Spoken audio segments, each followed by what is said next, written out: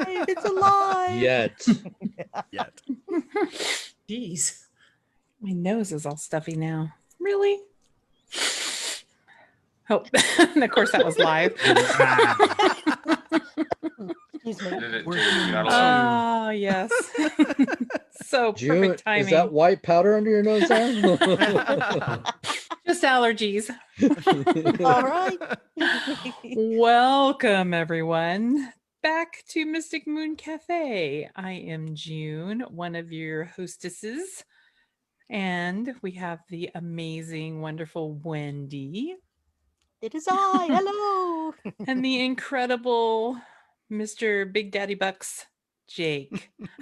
Howdy, folks. So welcome back. This is part 2, since we felt like time went by so fast. And we had so much fun. Yes. Yes. We wanted to have these guys back again. And really thank you guys again, because I know that your schedules are all really crazy right now. And we really appreciate it. But we had so many people say, you have to bring them back. We need to know. Well, But I their kind of had to because answers June are- had a gun to my dog's head. That's just how I roll. I said, okay, Ross. Gangsta. Gangsta. You know, you got to do this. Yeah.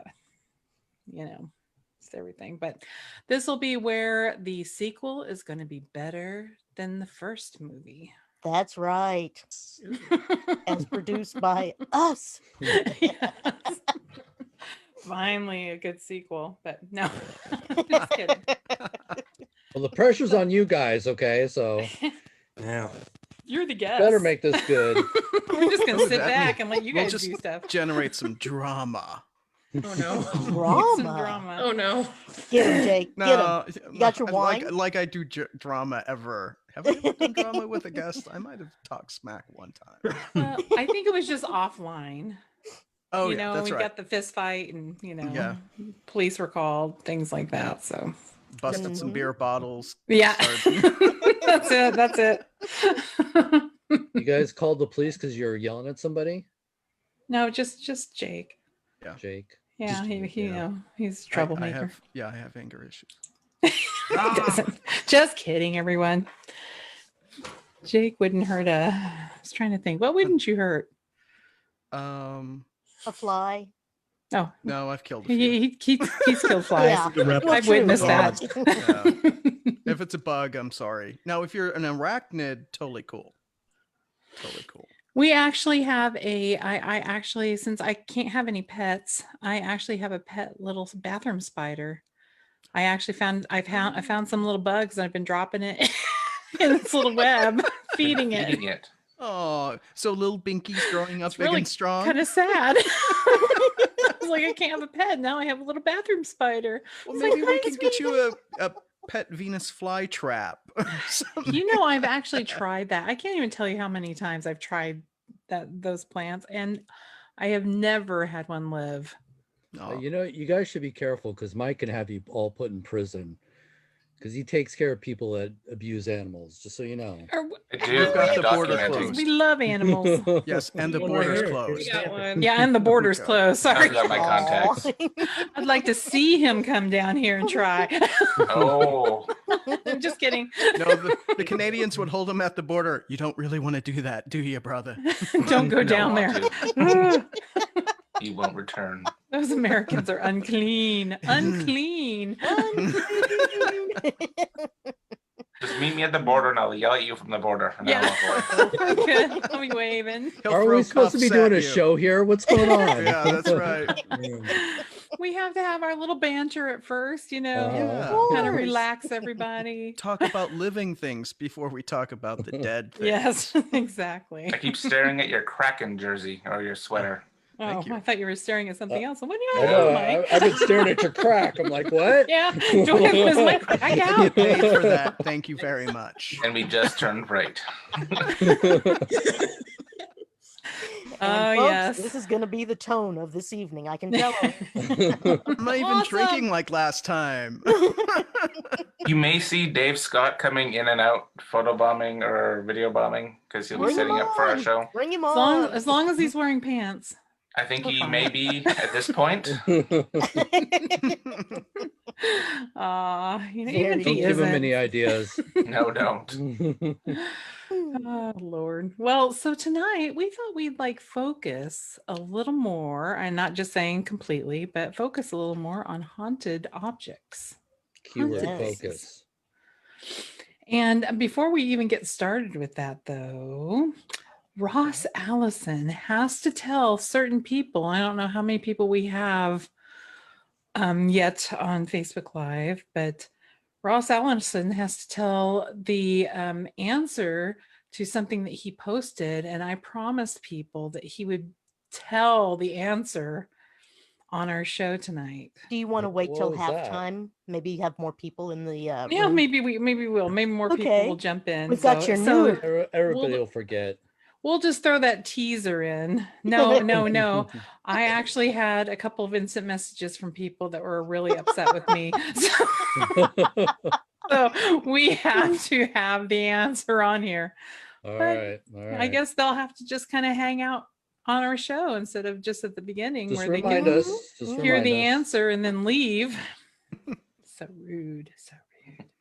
All righty then. Where do y'all want to start? June, did you have a clip, or do we want to, We kind can of start off the go into everybody's backgrounds just a tad and Yeah, that sounds introductions, good. backgrounds? Okay. You guys want to just introduce yourself and tell another thing that hardly anybody ever knows about you? Jeez. All right. Well, just Ross Allison here, president and founder of A.G.H.O.S.T. I've been doing this for going on 30 years now. And let's see, I also run Spooked in Seattle Ghost Tours. And I've written going on 10 books now. Oh my God. And if something that nobody knows about me, well, I guess if they follow me on Facebook, they would know, but I'm a huge Lego fanatic. That's an understatement. I appreciate Yes, that. it is an understatement. Hmm. How about you? Just regular Mike? Regular Mike. That's the story of my Instead of life. Michael, Mike. Canada Mike. The Canada Mike. Yes, I'll Canada just say Mike. that. And then we'll do Tennessee Mike. Or BC And Mike. Or BC. Mike. Northern. Northern Mike. Speaking of Northern, I'm going to touch on what Michael asked last week. How cold does it get up there? Yes. So I drove for 5 hours north from my home to Dave's home, and it is currently -8 and dropping. -8. Is That Fahrenheit or Celsius? Oh, that's hell. Celsius? Oh, hell no. It's both at that point. It's going to be about 20. Yeah, I mean, Yeah, I was at gonna that say it's around point- 20 degrees. Are At y'all that getting point, chilled it's too? too freaking cold, And that's just the start of winter. Oh, wow. And we were out all day investigating and getting some good B-roll and drone shots for some things. And I saw those pictures. It looks like an amazing place. yeah, 2021 is going to be a good year. But anyhow, I'm Mike. I'm from the Paranormal Roadtrippers. I've been investigating for over 15 years now. And a fact most people that don't know me would know, I've been investigating and being involved in fighting animal cruelty with my day job. Yay. I'm an animal services officer, so that's what I do. My day job is fighting the war on animal cruelty, dealing with dangerous, aggressive animals, dog bites, all that fun stuff. Wow. Wow. What do I Yeah. do if June bites? Take her to jail and have to Get tested for rabies. Yeah. I will be foaming at the mouth when I bite you. I promise. I'm having a visual. Yes. I don't let go. All right. Jake, your turn if you want. Okay, sure. So things folks wouldn't know about me. I actually have 5 adopted siblings. Much younger. So I'm kind of like Uncle Jake. And Aw. we could go with the day job route. Well, I've been, investigating since 2007, started in Chicago. And let's see, for my day job, I work on search engines for a really big tech company. That's my day job. That's awesome. Bravo. Yeah. Cue the applause. Yes. Oh, we're not on Spreaker right now. I can't press. Right? You have our sound bites. Darn it. Okay, Michael and Madysen. Go first. Okay, my name is Madysen. I've been ghost hunting since 2017 just because I was modeling in the right place, right time. That's how I got started. A random fact not many people know about me, which you know, is that I collect a lot of dead animals and dead animal parts. So in our living room, we have different skulls from different animals, pelts, and we have a living cat who doesn't mind all of it, even though I think she could see it as a warning of what could happen if things go wrong. No animal cruelty involved, but that's a random fact about me. I hate it when you have kids and then you have the skins of kids all around the place. I know. Hey. You know, you gotta accommodate. Oh man. So wrong. Movie about that, 2021. Yeah. Sure, there we go. Yeah. Shoot. All That was right. Jeepers Creepers. Oh, I know. Jeepers. Yes, yeah, Michael. It's your turn. Oh, my turn. It's Okay. your turn. Well, I had a feeling my turn. I wasn't too sure. So yeah, I've been a paranormal investigator since 2004. I broke into an old abandoned insane asylum when I was 14 years old. Got hooked ever since.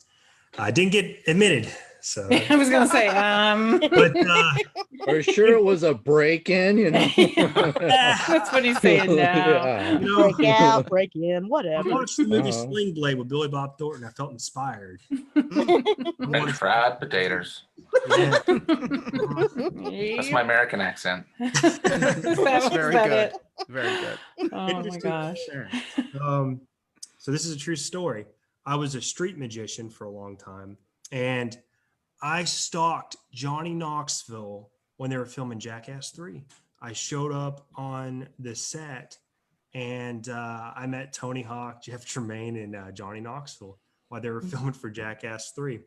And at the Wow. I was doing some stunts. I hammered a nail into my head, did some weird stuff, you know, and eating fire, and I do all that stuff. Did you ever get that nail out? Times right here, you know. He Yeah. still triggers TSA.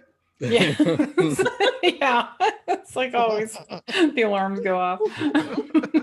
Yes, I became great friends with Johnny Knoxville's mother before she and dad before they passed away, which I was very fortunate enough to meet them. They ran a car dealership down the road from where I lived in Knoxville Wow. called That's pretty Archie cool. Claps. Very good people. That's what you have to do. You kind of have to like get to know their. Oh, that's a doggy. Oh, There it doggy. is. Doggy. Have to get to know their mothers, their family before then you kind of get in that way. Mikey's sleeping in here. I might have to pick him up at some point. Oh, Yes. he's a little Well, Mikey. Mind you, he's 85 85 I pounds. was gonna say. Hi. And then he'll want you to play fetch with him for. Yeah, nonstop. Then you'll just hear, Yeah. like, throw the. That was He's awesome. talking. I have a mutant power. Animal You do? telepathy and communication. Are you Snow White? You're like talking to animals Yeah. over there. It's Snow White.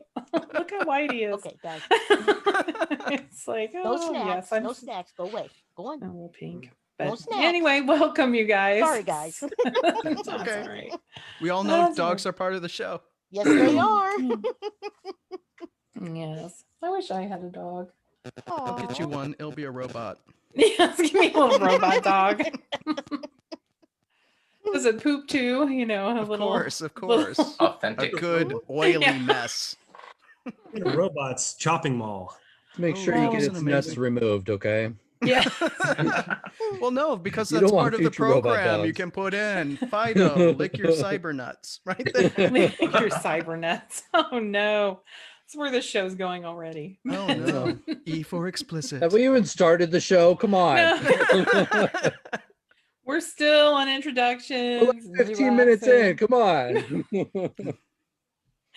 But no, anyway, so how about we start off by, like I said, we thought we'd focus a little bit, and we'll probably do some side venture enough It on happens. some Rabbit haunted hole objects. jumping. Yeah, a little rabbit hole. Shoo. Mm. Really far down. Shoo. But why don't you tell us? Because I know, we did kind of touch upon, we didn't touch Mandy, the doll or anything, but we touched upon her. And we may have a little guest appearance a little bit later from a certain little ventriloquist guy that misses Ross very much. He writes little letters at night. Miss me. To send them all to Ross. Well, what do you all think causes a haunted object? What would be one of the more prevalent reasons? Good question. Well, Ross, Nobody you wanna go start? at I mean, once, you so- you wrote the book. You wrote the And book haunted on guy. haunted toys, which I did drop in the chat. If that Yay. counts. It's awesome. On Awesome. Facebook, I dropped that link. Well, there's a few different reasons as to why a toy could be haunted, and mainly they feel that the toy can absorb energy from a child, especially when a child becomes very obsessive of the toy. You have situations where something can possess an object, so they can even possess a toy. And then you also have situations where a toy could be part of some sort of ritual. So you may have a curse or anything like that. So now she's already ripping his head off. I see that. I was just watching that. Savage. He's been locked up, so he might be very angry right now with June. Yeah. Ross, He I has not missed been your locked up. hand He's me. he has Put me just been. again, Oh, yeah. Ross. Ross, please put me on your lap. Because my hands are so big. Ew, whoops. Sorry, I didn't mean to do that to you, Mr. Creepy. I'm so sorry. He has actually been in a nice little comfy box with a little, cover over his little head. Some people would think that that's prison. I think he's been very relaxed. Ooh, Mhm. So I you don't got think your I doll touched in the that. box. doll in the box. Kind But of like anyway. boxing Helena, huh? Mm. Like, hello, Wendy. Oh boy. Don't make me call Augie back. Oh, okay. Anyway, we thought we'd have him sit here for a little bit. Okay, awesome. Anything happens. Yeah, he's one of our most well-known haunted toys that we had at Spooked in Seattle in our museum. He's actually has been known to move on his own. In fact, June actually witnessed it once. Yeah. Well, I didn't witness him moving, but I witnessed the aftermath. It was pretty funny. We were we were downstairs, and it was like because I was there pretty early in the morning. We were waiting on somebody, and all of a sudden, I just happened to just look over at his case and realize that he was staring right at me when usually he's facing the entirely different way. And it really surprised me, let's just say. I think I might have actually screamed a little bit because he surprised me, that's all. Yeah. And he was just staring, right at me. And it was just like, whoa, how did that happen? Because the night before, I know that he was facing the other way because, I'd been sitting over there. And then the And he's next in a glass morning, case, so it's not like Yeah. people can touch him because we No. don't want people to touch him because his No. hair is actually real hair. Yeah, this is another reason I don't want to take him out too much because I don't want him to lose his hair. He's been losing some strands, so. Or get cooties from kids. Yeah. Did you tell people that don't know about him, Ross? Did you tell about his hair? Well, his hair is actually from the gentleman who created him. He actually was a well-known ventriloquist artist in the vaudeville days here in the Northwest. In his retirement years, he actually made these ventriloquist dolls. And he made one in his likeness, and he made one in his wife's likeness. And they used their real hair on the dolls. Now, I don't know if he used his wife's hair on that doll or his own hair. That we don't know. But definitely it is real hair. And what happened is the couple had actually passed away in an accident. And after their passing, the dolls were sold as a pair at the estate sale, and a woman who actually deals with antiques, she purchased them and put them on a shelf behind a register, and they sat there for a good long time. There was no issues whatsoever. She had no issues with the dolls, and then it wasn't until the owner of the building had sold the building, so she ended up having to move out. And so she packed up the dolls separately and she put them into storage until she found a new location and was able to, restock her store.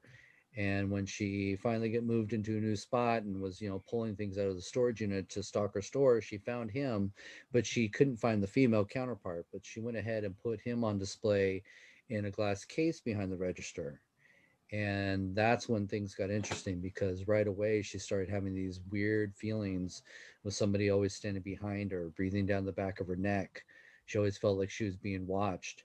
And she said that there were days that she'd, come in and find that his head would be turned a different direction.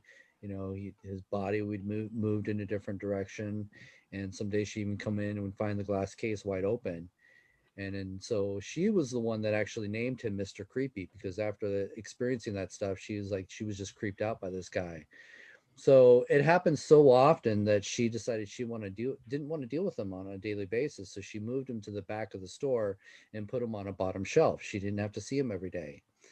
So when I go into a lot of these antique stores looking for, at the time I was shopping for the museum, so a lot of death memorabilia, mourning jewelry, that kind of stuff, you can sometimes find that in antique stores.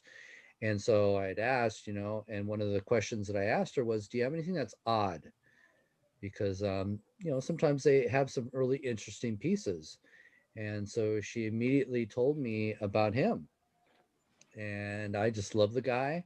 I thought he'd be perfect for, Spooked in Seattle. So she sold me him for $1. Yeah. I was so How happy much to you get rid of wanted to him. get rid of him. Yep. And I'm still on a quest to find the female counterpart. We don't know where she disappeared to. I do know that the woman who owns the antique store, which she still has, she's a bit of a hoarder. So she doesn't have just one storage unit. She's got like 5. And that was at the time, when we bought him, which was what, 4 Almost years ago, 9. Oh, more than that. Yeah. So, Yeah, at least. So yeah, 6 or 7 probably. yeah, 6 or 7 years ago. And so, by now she has more storage units. So she didn't know which one it was. They're all jam packed.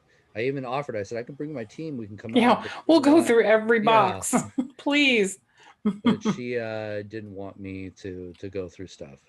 So I just gave her my card, and I check in every so often whenever I'm in that area and see if she found her. And haven't heard anything yet. So, because I believe what's going on is he's just looking around for her, because they hadn't been separated since the day they were created. So I think that's what's going on. Very, very interesting. Yeah. He's still searching. I don't know. Maybe he's content with you, June. Yeah. Well, he's going to be coming with me on an investigation that we're going to be having on Halloween. So we're going to try to do an EVP session with him at the old Everett Theater. And, especially on stage, I'm sure he's been on stage, and you never know, he might have been on stage at the old Everett Theater because he was, at the, he was Vaudeville. Yeah, vaudeville. Well, he was a little after vaudeville, but the okay. the I was going to say ventriloquist that owned him was in vaudeville days. So, but I'm sure he probably had him up on stage doing some of his routine when he was older. Mm-hmm. So, see if it sparks any memories, or if he wants to come out and play. Come out and play. And Mr. we actually have Creepy. a picture of the guy, and you can see the resemblance. It's crazy. Yeah. I'll see if I can get that and put that out. But anyway, time for you to go lay back down and watch the rest of the show. How's that? Is it okay? I don't know. You should keep him out. Last time you had him out on a radio show, the power started going out. Maybe something might happen. Yeah, it was pretty weird. My Right. lights became unplugged, Ooh. and I have no idea how that happened. Seriously. It was very Mm. strange. See if something happens. Yeah, tonight. her lights came unplugged, and then all of a sudden in the background you can hear, "Let's get it on." Yeah, no, you did not hear that. Well, we'll just have him sit over here and watch me. Oh, there we are. Ah! There he goes. Oh. Ah! His hand. Watch your hands. Yeah, it's been a long time since somebody touched her there. So wrong. Smack. Yeah. There you go. He looked like he was gonna have beef with Ross there with his facial expression on the doll. Yeah. Oh, okay. I figured he'd be in better hands with June. Well, he was going to put him Where's out the in his company? garage. See, I was like- she has a bunch of pets. She got a bunch of spirits running all over her house. You know, I don't need no dog or cat. Well, her place is already haunted, so there you go.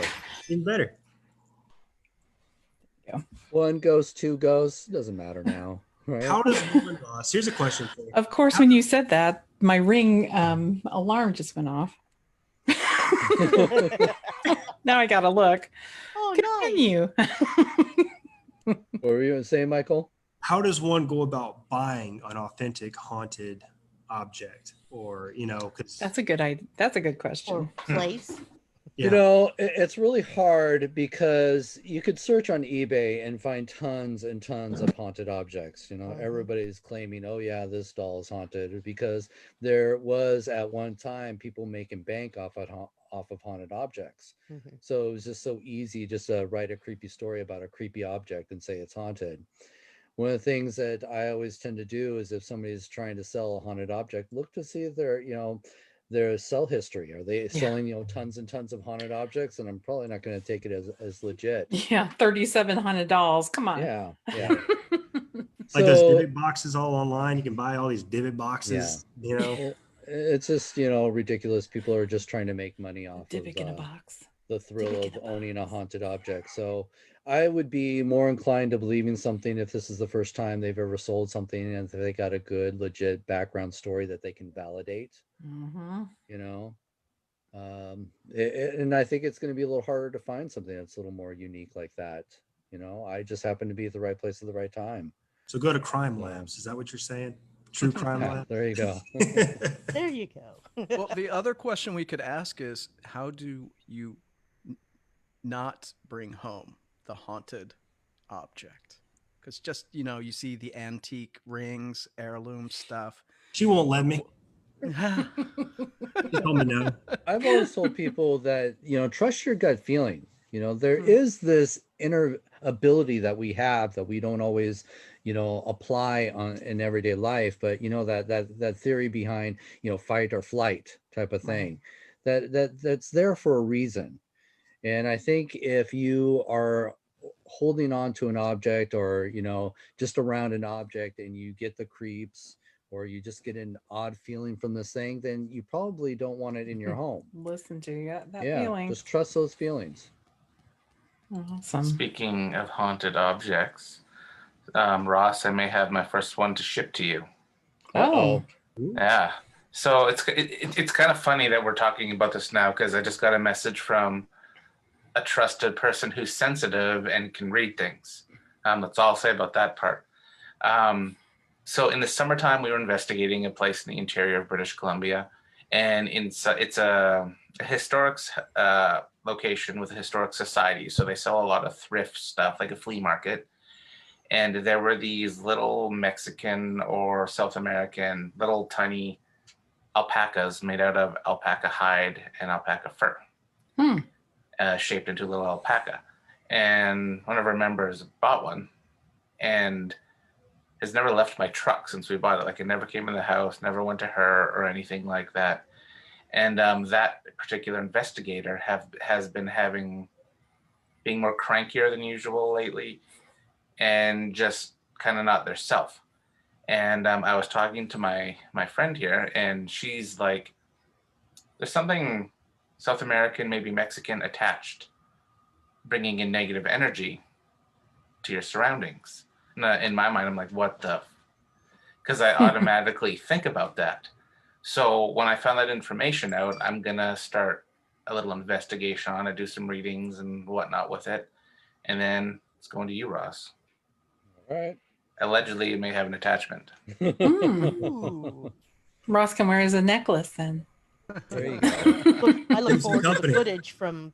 So I'll have Your something on my investigation. chest and you on my back. It's perfect. All right. Yeah, exactly. Here. So bad. Excuse me. Now, Brenda in the chat says it brings Hey, back Brenda. memories. Doing research for my ghost tour guide gig. She got a line on a doll in the basement of a small store in the square in Independence, Missouri. Word was if you touched her or moved her, something bad would happen. I asked to see her. It was a ventriloquist doll, seated at a toy piano. I did walk around her, and something made a pool stick fall over and touch her. When I got in my car, when leaving, I had lost my diamond ring, a diamond from her ring, and Brenda's pretty good about these things. So Ooh. I was hoping she'd say when she looked in her rearview mirror, there she was. is that how it happened, Brenda? You looked in the rearview mirror, and there she was. Yeah. Oh my. Well, that's the Jump Annabelle scare. story where the Yeah. priest, was driving down the car after, throwing holy water on Annabelle. And Of then course. he's driving and looks in the rearview mirror and there's Annabelle and he loses control of the car. So, yeah. And we're not talking about Annabelle, those dolls and Spencer gifts, are we? No. Well, so I got a question for our panelists. Do you guys have any investigations with that got linked to a haunted object to share? I've been talking most, so you guys go. I got two. I don't know if one is you would call it like an object when it's kind of a room. Hmm. And the other one's definitely an object. Okay. 5 years ago, my team I was on, we investigated Mandy the Haunted Doll, but I think I may have talked about it last episode. You did. Yeah, I I remember did. that one. Mhm. And long story short is she's haunted. We confirmed that, and I drove by her and waved at her today. But yeah, that would be one that I've done that we were asked to come and check out. So We had one relatively recently. It was a private investigation, and we just happened to be in this individual's home, and it just felt like it was situated in one room, and we just weren't sure of what was going on with the room, and nothing was happening in the rest of the house. And so we were thinking, like, well, is there something that belongs to a person that may have passed? And it was a necklace.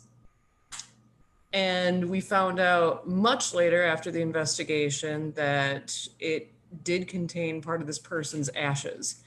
So it was just a very unexpected. We would get random energy readings. We heard like a dog barking in the room, but there's no dog in the house. It was very just weird, a lot of EVPs, some movement. You got touched. I did. Yeah. They had a dog that passed away, and I don't know if I fully, I've come across some strange things in my lifetime of being a ghost hunter, but they had their dog's cremated ashes there too. And they had the collar in the fur in a bag. So it was strange, but yeah, we heard barking and, we're thinking, oh, it could have been a dog outside. I don't know. I go outside. There's no dogs anywhere, and yeah, around that area. That was the first thing we looked for, but that was interesting hearing the barking inside the house. Yeah, so ghost animals. actually, now that I think about it, I have another one. It's a gun, actually.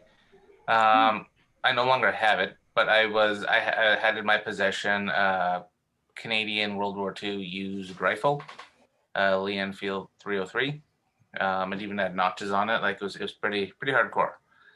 And I had this gun. It gave me the creeps when I first got it. Just something off about it. Like it was. I know guns are cold, but this gun, like when you held it, felt kind of dark cold. Because obviously it's seen some things. And I just kept it in my gun safe. But when I kept it in my gun safe, which is hidden in my room, like if you came in my bedroom, you wouldn't even know that there was a gun safe. But I'm like, I can't have this in my room because I kept having nightmares, not being able to sleep. I kind of felt like something was watching me. So I took it out. I put a trigger lock on it, put it in a secure case, and I put it in a closet on the opposite side of my house. And one of my psychic friends, he came over. He didn't know anything about this gun or anything because I only see him once in a while, coming over for coffee, right? He's like, "What the hell's in your house?" I'm like, "Do tell." And he's like, "I don't know. There's just something in this house that's done bad things." I'm like, "Well, I don't know. There's no dead bodies hidden anywhere. There's nothing." And then he went right to the closet. He's like, "What's in here?" And I'm like, "Are you kidding?" And then, so he looked at the gun. He's like, "Yeah, that this gun has really bad energy on it, probably from what it's done." Right. And he's like, "The only way you're gonna go cleanse it, because I collect military rifles too, and I keep this gun and had it in pristine shape. I took it apart, oiled it, cleaned it, looked brand new." And he's like, "Go pump 2 boxes through it, make it yours, make your energy go into it." And literally the next day I did that. It was all good, and I could keep it actually in my gun safe. It was odd. I got a similar story to that. That's Madysen and I we were in Pigeon Forge, Tennessee, and this is a story that kind of slipped my mind just now. And you talk about that gun, from, I guess, the violence part. I came across John Wayne Gacy's clown costume. Oh. And I was in the presence of it. And Madysen and I were fortunate, or unfortunate, I should say, depending on what it is. We got to have time alone with the actual costume that he wore when he killed those kids and buried them under his house. So we did an investigation around the costume, and man, you just get that vibe quickly from that. And it's in Pigeon Forge, Tennessee. It's in a museum. No one was there that day at the museum. We were completely alone, and you definitely had something affect you from that. Yeah, it was weird. It's hard to put your finger on it, especially when we've talked about last time that you want to disprove some of the gut feelings that you have, because how much of it is you're getting inside your own head versus this is something serious. And Ross, like you mentioned, it's that animal instinct of fight or flight. I need to go, or I need to do something about this.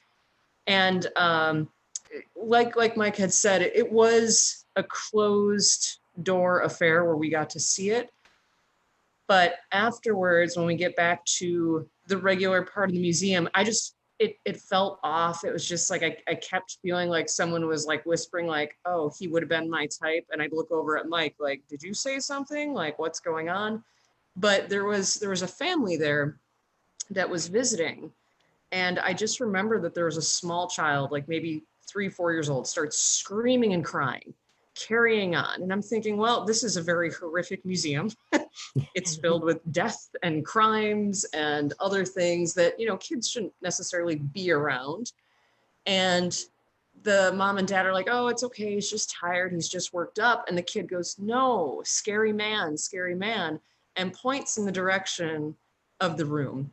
Now, this room, it didn't showcase that like, hey, this is where all of John Wayne Gacy's stuff is. It was just a solid wall, and you literally had to enter into it to see any of the memorabilia. And it was weird because I thought I saw a man peek around the corner and like wave at the kid like this, and the kid started screaming even louder. And it was eerie. It just felt wrong.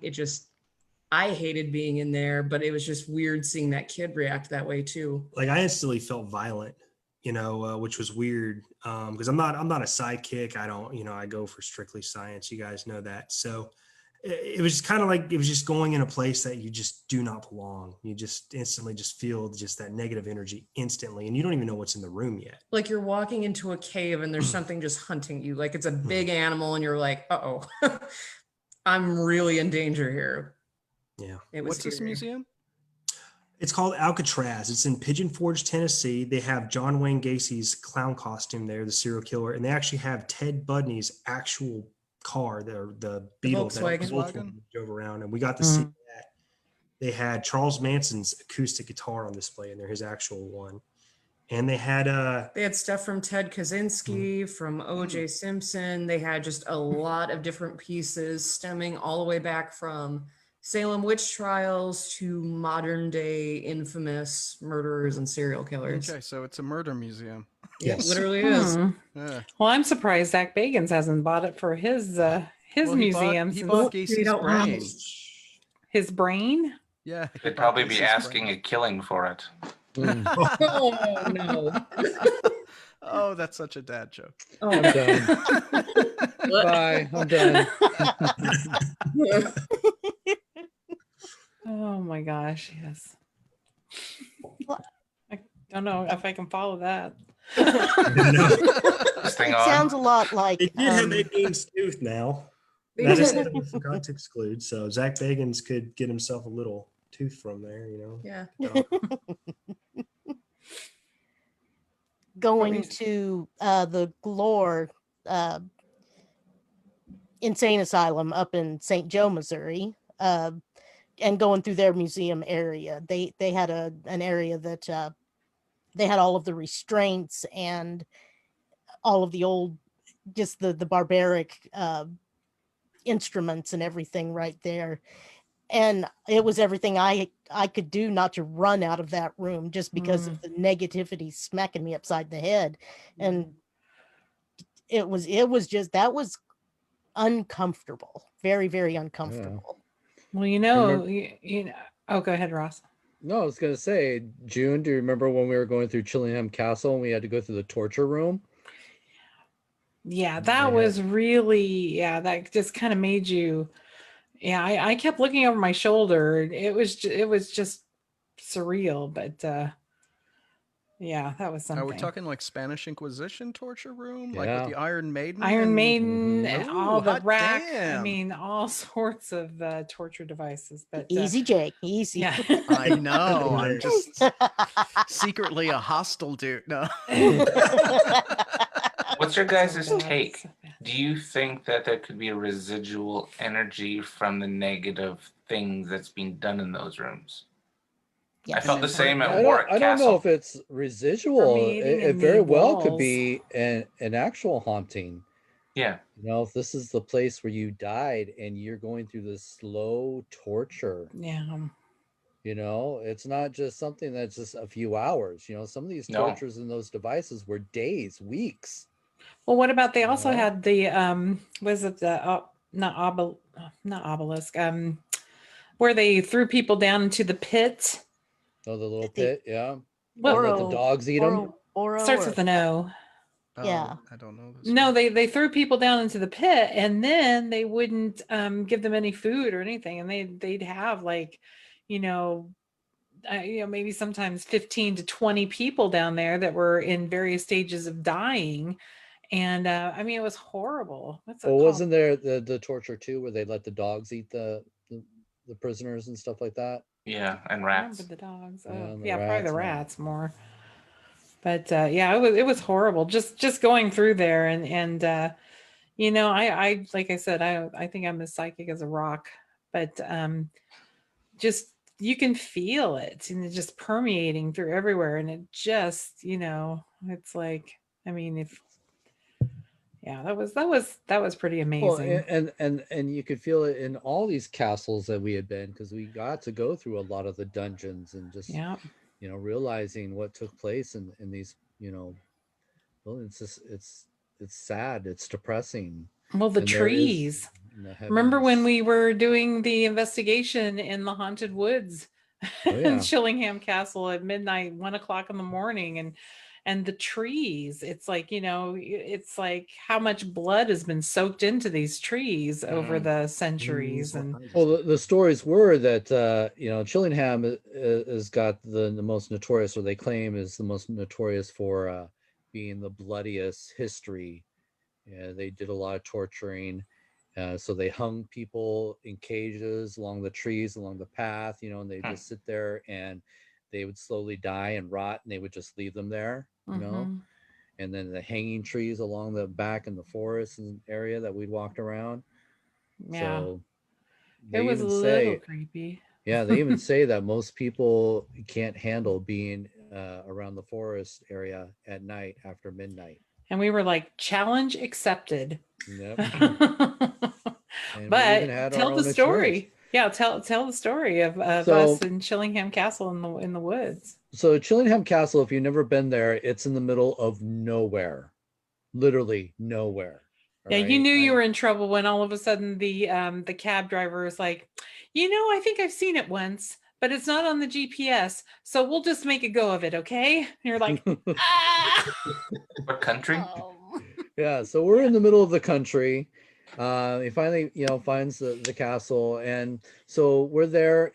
We're there for a day. So we're spending the night, and we do their tour, and so they're telling you all the bloody history, taking you all the haunted spots, and it's interesting because when they say, the stories about the forest, the stories are you'll see women walking along the paths, you'll hear them talking, and You hear them laughing, you'll hear and them, stuff. yeah. So they say, okay, you just don't want to be there after midnight. And so we're like, okay, this is great. So when we get outside, it's pitch dark. I mean, black dark. I mean, you can't barely There's see no your hand in lights. front of your face. No lights, Nothing. no nothing. All right. Just the stars. There's no moon. I mean, it's pitch black. Yeah. So we literally have to walk around, with our torches, as they call them over there. So we got our flashlights, just to see where we're going. And we're walking around, and we're getting deeper and deeper into the wooded area. And all of a sudden you can hear some ladies coming out. No, first you left out the part where, now I have this on video, where all of a sudden I'm behind you and I'm about maybe 2 feet behind Ross. And he goes, "Did you just pull on my jacket, June?" He thought maybe I was like a little scared or something, or I couldn't see. Well, yeah, which it's is normal. true. I'm used to her. When she can't see, she grabs onto me, to guide her through the darkness. So But I'm I her wasn't that guide close. dog, I guess. Well, it's pretty bad when most of my footage actually was the ground. Yeah, Because, so she's supposed to be filming everything, it's going around, we're in this amazing place, once in a lifetime opportunity to investigate the paranormal, and the camera's facing the ground the whole time so she could see where she's stepping. And there were tree branches and leaves and critters. I'm sure. But anyway, Ross felt that somebody tugged on the back of his jacket. And then that was when all of a sudden we were like, we heard some women laughing, and we were like, oh no, someone's going to come and spoil our investigation. Yeah, because unfortunately we weren't the only people at Chillingham Castle.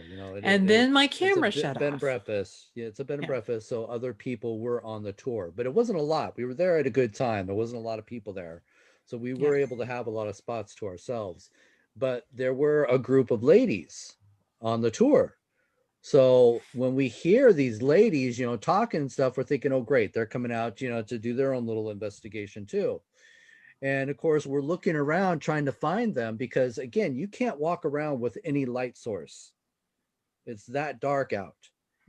And so we're looking around to see if we can see their flashlights, where they are, so we can kind of steer away from them, because we wanted to make sure they weren't coming towards us to, affect our investigation. And we couldn't find them. And then all of a sudden it just stopped. Yeah. But we heard them walking towards us.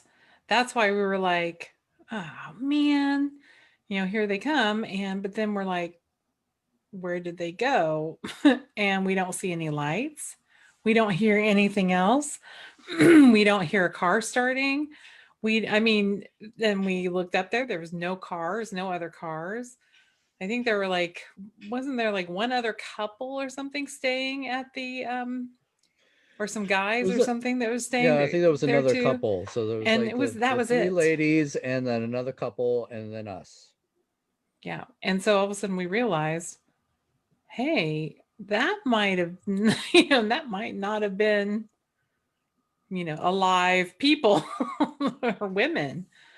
We might have actually heard what other people have said that they've heard, and we just assumed that it was people, and we're all like, oh man, they ruined our investigation. Mhm. And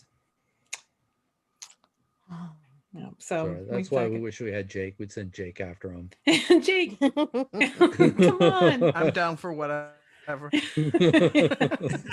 Because I could see Jake go, oh no, that's got to be a real. That has to be real people. Let's go. Yeah. Yeah. I know I'm a little debunk crazy. But then, like I said, we got back up on the main road. There's nothing, nobody anywhere. And you would not go out into the woods without a flashlight. That's for sure. Oh, especially that night. Yeah, Yeah, like I yeah. said, no moon, nothing. So we were like, And like June said, she couldn't see where she was stepping. That's why she filmed the ground the whole time. that's You why I was know? like, Like the Evil Dead trees coming at you. yeah, but slower. Chris in There's the probably chat room. an Sorry. apparition of a guy hanging in the tree, and she walks right under it, looking at the ground. You know. Nobody ever looks up. I know. At least I didn't trip. Uh-huh. Slide in the puddle of blood. Yeah. Whoops. What? What, Jake? It's just mud. It's just a little blood. It's only slightly slick. Chris in the chat room is asking, how would you separate residual from a haunting? As in, like, how do you identify a residual from a haunting? Okay. Probably. Well, a residual haunting is basically activity that is like a trapped memory. It just plays itself out over and over and over again. It does not interact with the environment. And then when you get an actual haunting where it shows intelligence, it's interacting with the environment. It can answer questions. It can hopefully, move things on command, that type of stuff. So that is the big difference. Is the residual is this is trapped memory, and then an actual haunting is where it's intelligent. Very cool. Mike, have you ever had any investigations that might have had a residual haunting? I can think of one. It was a historic house again in the interior, where word on the street was at 2:30 every night the house makes a loud boom and a shake, and they think it was someone falling or dying in the house way back in the day. And no word of a lie, we're filming down in the basement, and we hear this sound around 2:29, 2:30, just in that ballpark. And then our guy upstairs is like, okay, we're done. That's kind of a residual haunting. But another cool residual haunting story I can tell you about is from my uncle, actually. He was retired from the Navy, Canadian Navy, and he became a long haul truck driver. And he lives on the East Coast. So he used to drive up and down the Canadian and American East Coast. And he used to go through the old Civil War battle site areas. And one of the he used to call them truck legends, was you would see Confederate soldiers walking through the washrooms in a lot of the trucker bathroom stops. Oh, wow. At certain times of the day. So he's a big war guy, like he's war history. And so he tried to time it when all of these said things are to happen. And like these soldiers they're not aware of anything that's happening. It's like Ross said, it's kind of just and no word of a lie, he saw a soldier come from, he said he saw a Confederate soldier come from the woods and just walk through the washroom.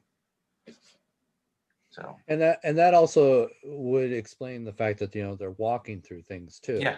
It's because they're just going through their normal path or normal thing that they would do. Exactly. And so you'll see them walk right through walls. Yeah, And Chris is clarifying on that. He, like, if you were in the museum like I was, how do you tell if it's a residual energy from the bad, the negative energies, or if it's an actual haunting in there? How would you determine which was which?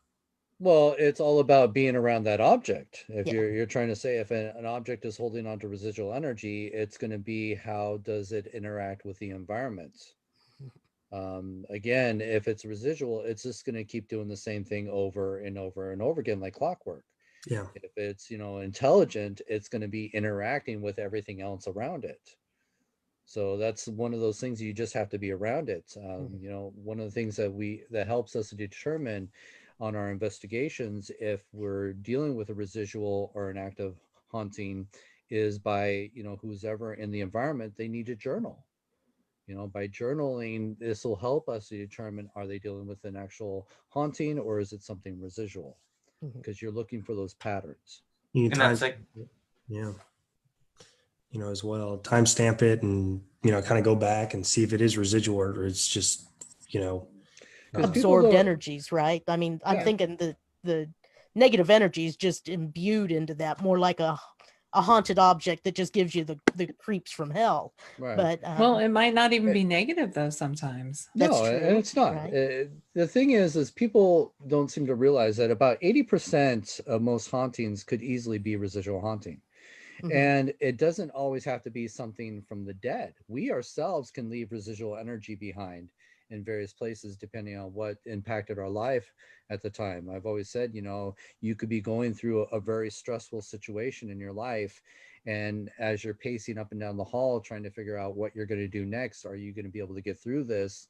You're leaving that energy behind because you're going through such an emotional state, and that produces a lot of energy. You're putting off a lot of energy to be going through that emotion. And we don't know how it happens, but something in the environment can record that. So, you've gone on with your life, you got through this tough part in your life and you've moved on. And now somebody else who's moved into that, that room or that house will now wake up in the middle of the night hearing somebody going up and down the hallway. And people automatically assume it's a ghost. Well, no, it could easily be residual energy from maybe the previous owner that lived in the house that was going through that stressful situation. So that's why it's so important to, if you're hearing that, write it down. Does it happen at the same time every night or every other night or once a month? Then you know that you might be dealing with something that's more residual than an actual haunting. that's like something we touched on last week, where I think you do it as well, Ross, is when we have residential hauntings where people solicit us, we, like you as well as me, get them to write a journal for like 2 weeks, every little thing that happens, to see if we can see a consistency. Because what happens if something knocks at 1:15 every night? Could it be a residual, or could it be the fridge kicking on? Yeah. Plumbing, anything, house stuff. Like we were talking about, things to be tampered around the environment that can change the whole atmosphere altogether, Yeah, we kind of had a investigation like that with the woman who thought that she was hearing these heavy footsteps go up her floor every night around 9 o'clock, but she had a routine every single night that she would kind of follow. And then we found out that her furnace would kick on, and when it kicked on, it was a radiator or a furnace or something, but anyway, one of the old pipes would just kind of bang against the wall, and it sounded like footsteps going up the stairs. But she was already upstairs in bed, watching TV and relaxing, and coming downstairs, it sounded like footsteps. So, if she hadn't written that down, then we wouldn't have known. But she didn't believe us, when we told her that it was the furnace kicking on. It was a demon, June. Didn't you know the difference?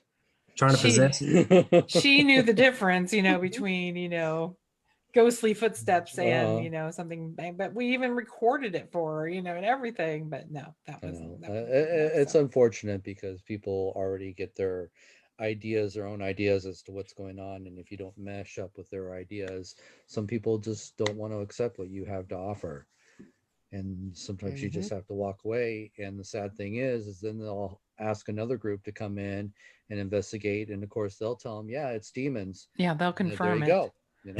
There you need go. to sell your home and leave quickly. Flee. Ruin your finances. Sacrifice Sell your your children. home- You'll be fine. home to Yes. me. Call Zach. Yeah. It's just he'll give him a ghost hunting's demon. become such a business now where people are trying to guarantee a haunting no matter what just to sell Mhm. something.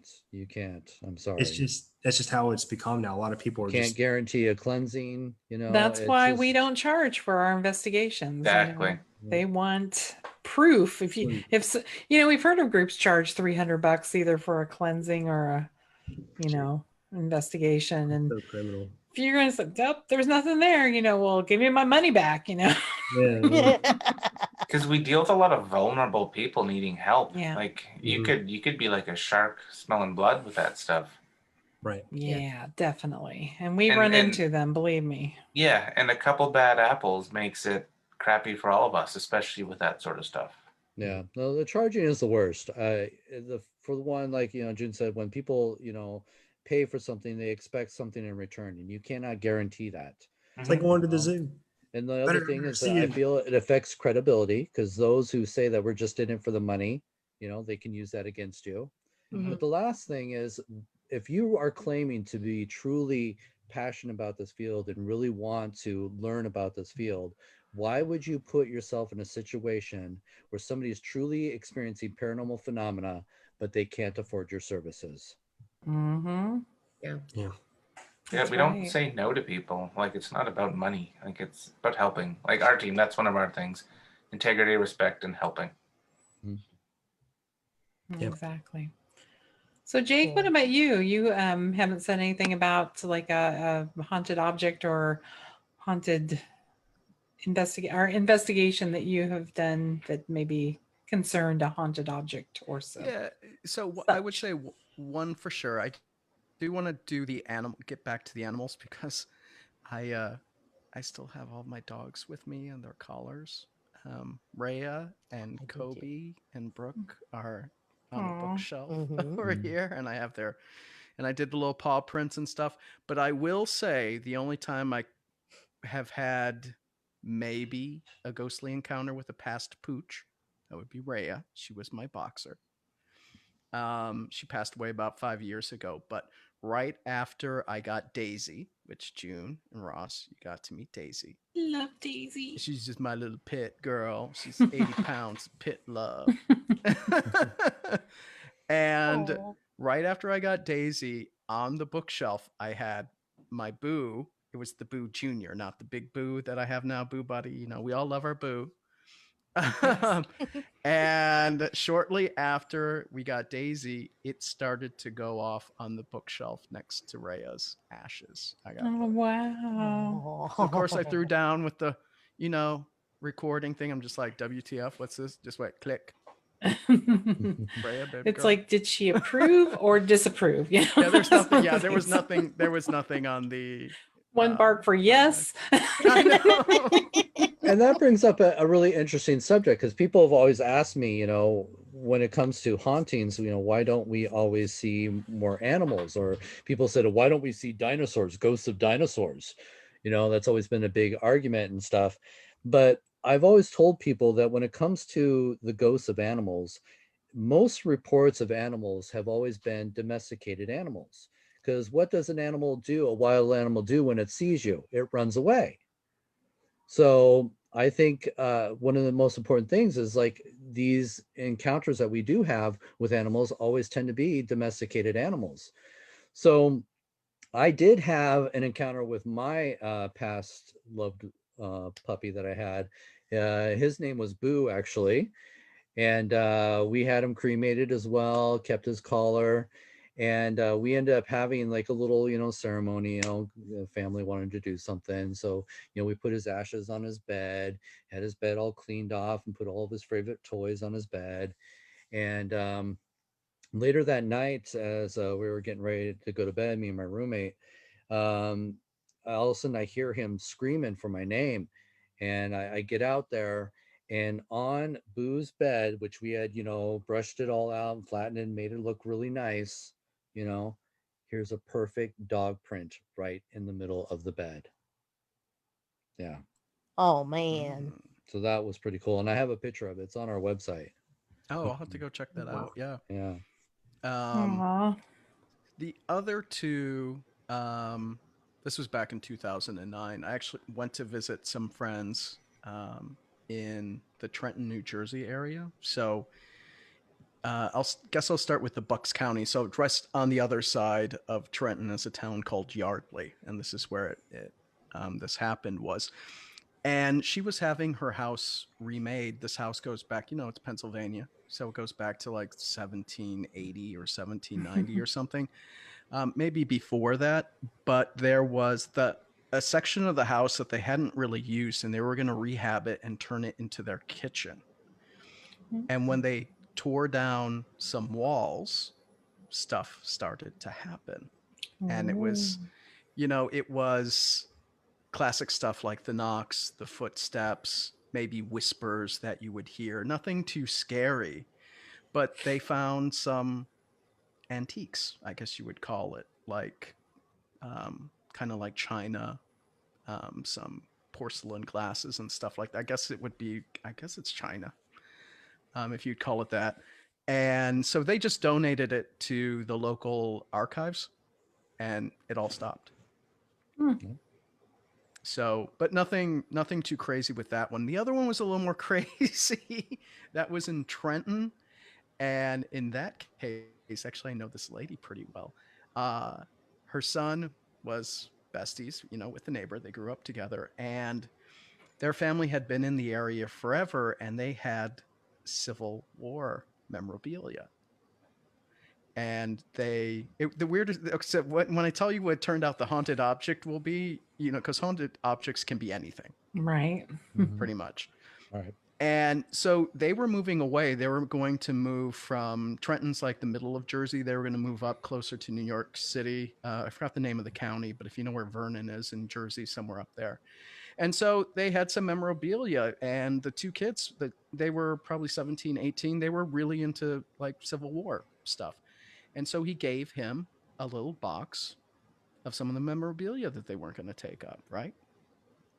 About 2 weeks later, activity really started to pick up. It was like poltergeist level. So chairs moving, the kid getting pushed.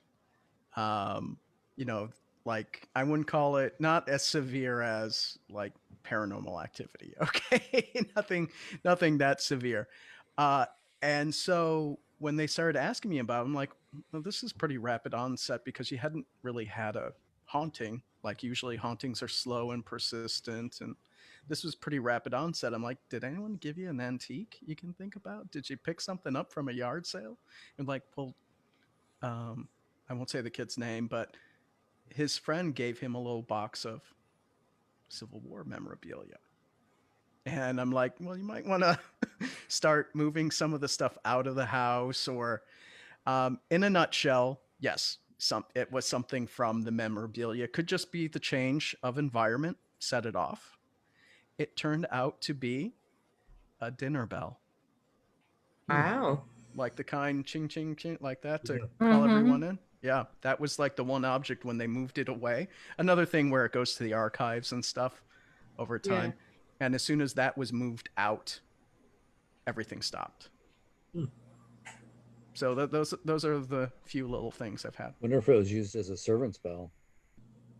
Yeah, I mean, Civil War. Yeah, it didn't actually, even though it was from Trenton, the stuff came from Pennsylvania. It wasn't from New Jersey, but neighboring. I could just envision an old lady, on her dying, deathbed, ringing that bell. Yeah. And everybody's ignoring her. Yeah, because I mean, I could see it because a lot of the folks in Pennsylvania during the Civil War, the locals would feed the troops, all that stuff. So I wouldn't be surprised, or maybe it was used at a camp. I don't know. Yeah. That's It just makes interesting. me curious why a haunted bell? Yeah. What would be the attachment to that? Yeah, because you usually think jewelry or clothes, something a bit more personal. But maybe she loved to cook, and we don't know the history of the object, to be honest. Yeah. So Could have that's the enjoyed thing. the fact that calling everybody in for dinner. This was something she enjoyed. I don't know. Yep. And she was pissed when she couldn't serve dinner anymore to her people. Yes. Oh, you got to be kidding. Okay, that's my bit on haunted objects. That's pretty Cool. cool. Well, I remember another haunted doll that Ross and I were that was in the Death Museum, and it was the little Asian doll that had the ashes of the child and the hair of the child in it. Oh yeah. And That Ross was- had put that it was in the weird. display case, and he was just kind of putting it in the display case, trying to find a place for it. And he had put an old ram's head magnifying glass just over the lap of the little. It was kind of a rag doll, you know, Yeah, basically. it was a rag doll. That's the Yeah. thing. Yeah, just a little rag doll.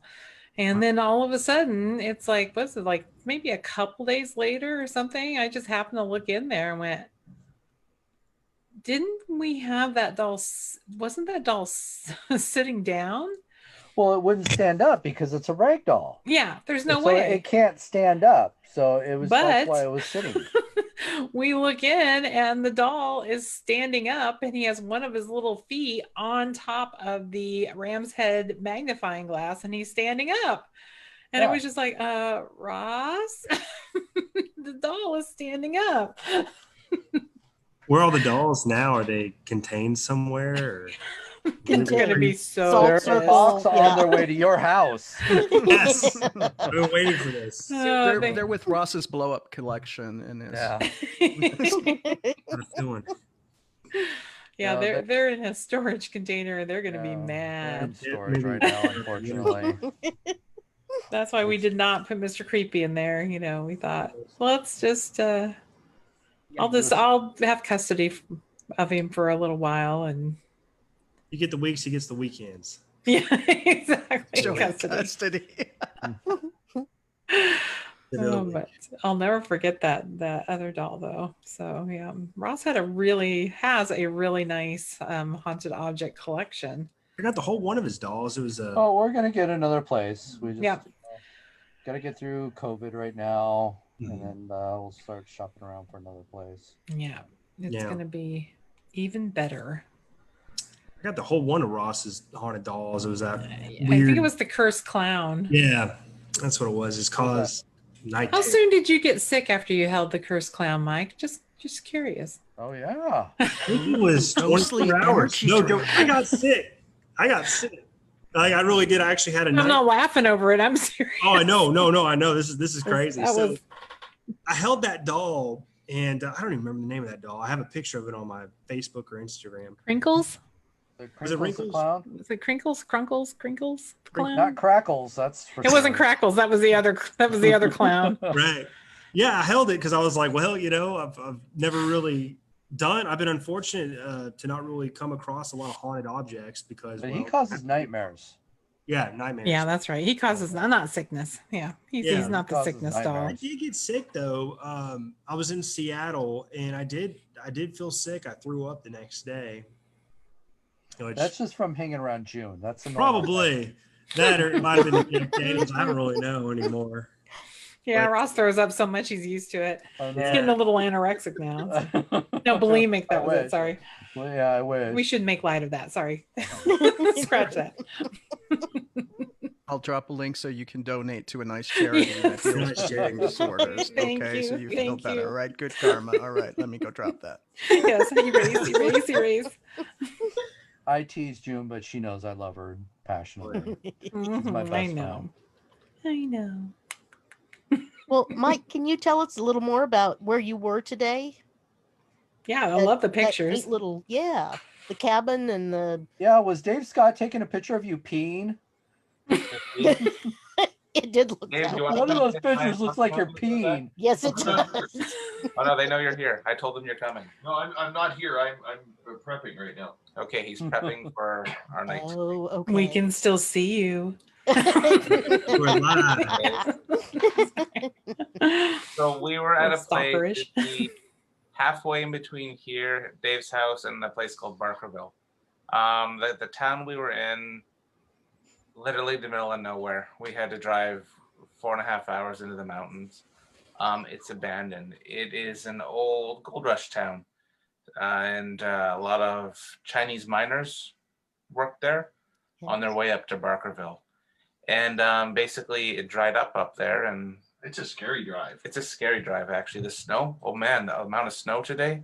Oh, I want to go home. But like, Wow. it's really eerie there. The first time I investigated there was probably 2016, and the team I was with, we came across a mama grizzly and her babies.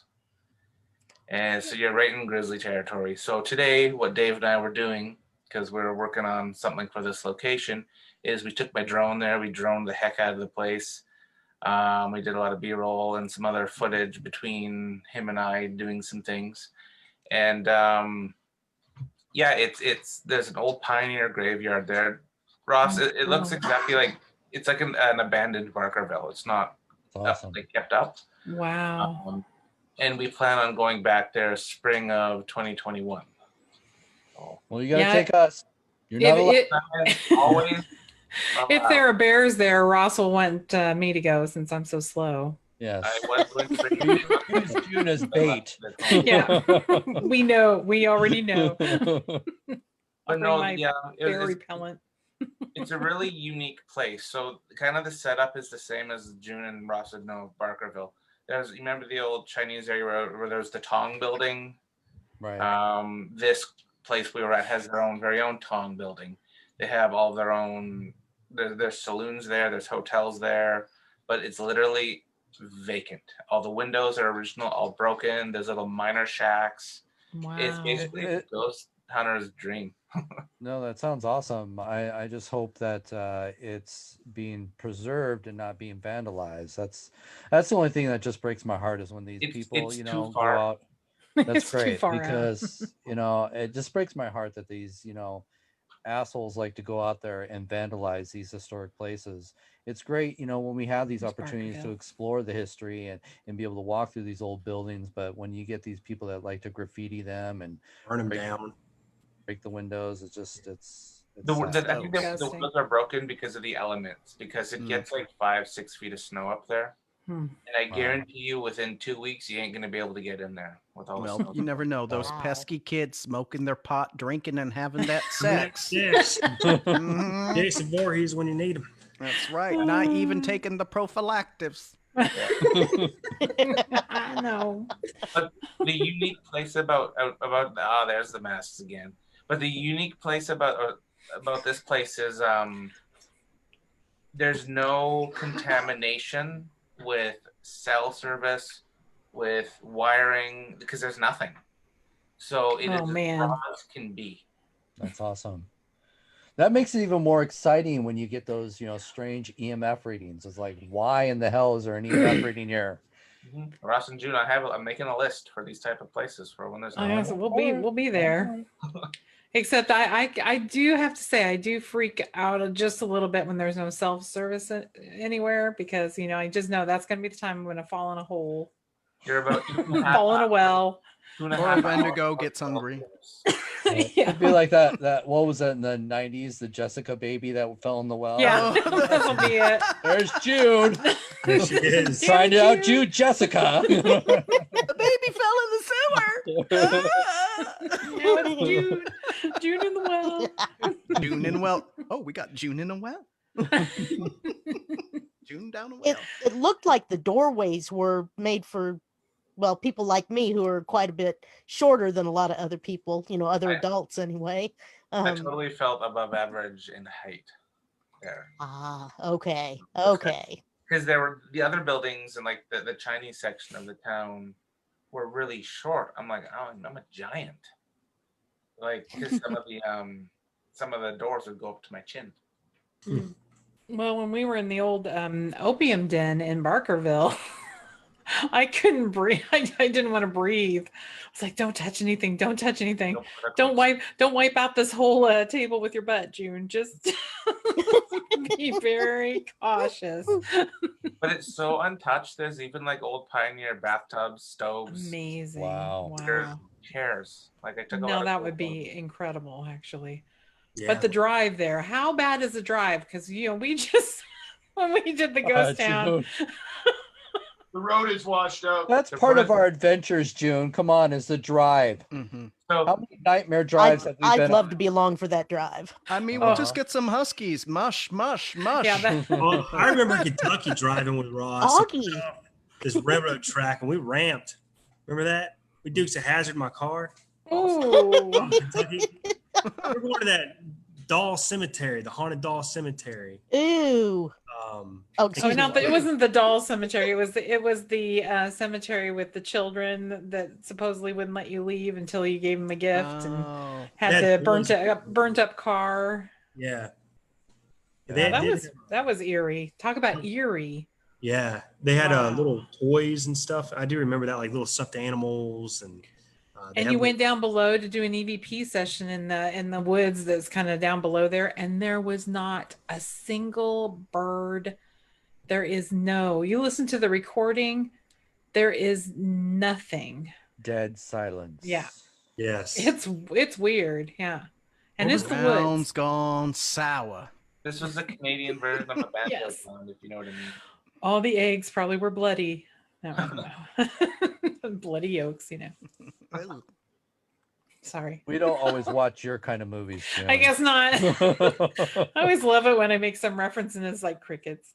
Damn. Well, I We watch a didn't lot of see horror that one, movies, June. too. Sorry. I ain't seen anything about bad eggs. So. Think about bad eggs.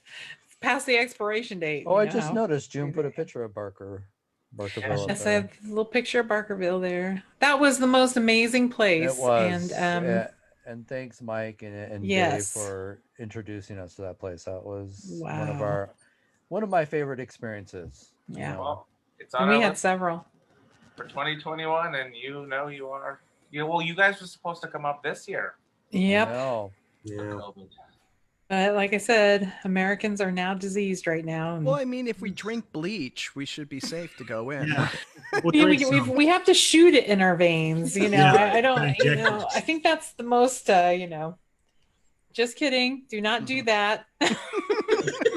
Just slow clap that up here. Yes, please.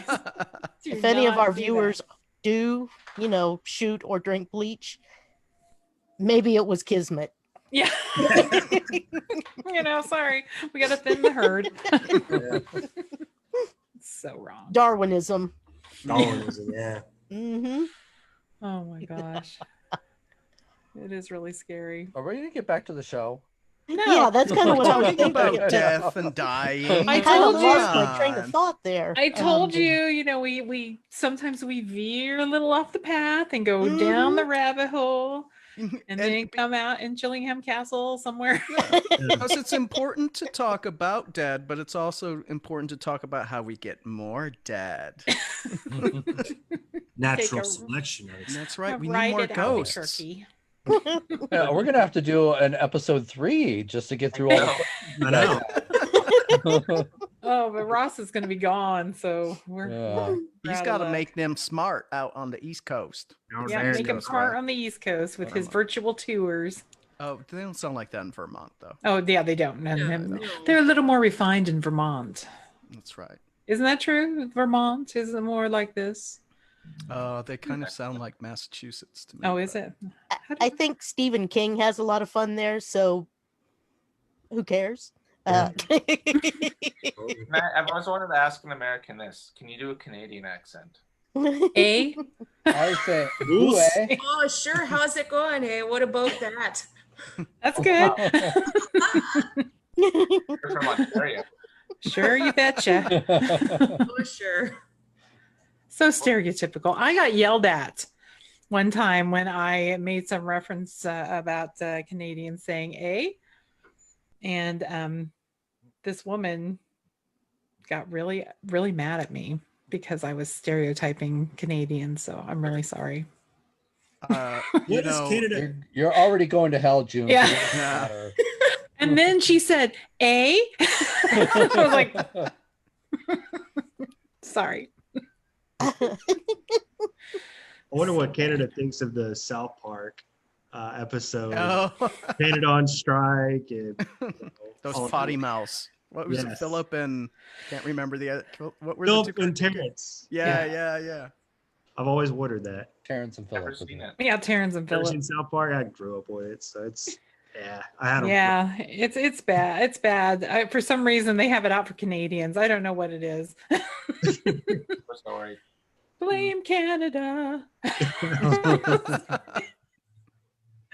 It's It's really bad. But anyway, I feel like we're okay. ganging up on Yeah, Mike somebody here. come up with a Well, we have not said question anything or Let's come. Yeah, let's go. Let's come back. Let's veer back to the. All right, Ron June, to says, answer "Hey, your you question. hosers, want Why a d- brewski, eh?"